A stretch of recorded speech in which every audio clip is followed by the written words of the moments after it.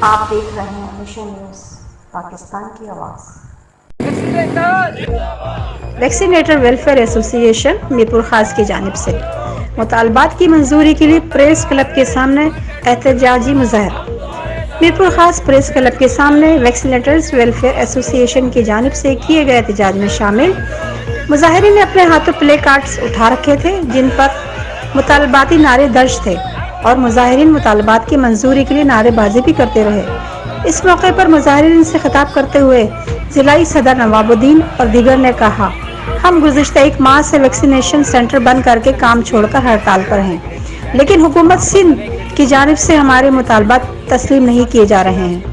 انہوں نے حکومت سندھ سے مطالبہ کیا کہ ہماری اپ گریڈیشن اور ٹائم اسکیل کے مسائل کو فوری حل کیا جائے۔ دیگر 29 مارچ سے شروع ہونے والی پولیو مہم کا بائیکاٹ کر دیں گے۔ رپورٹ بیورو چیف شاہد میمن، مشن نیوز میرپور خاص۔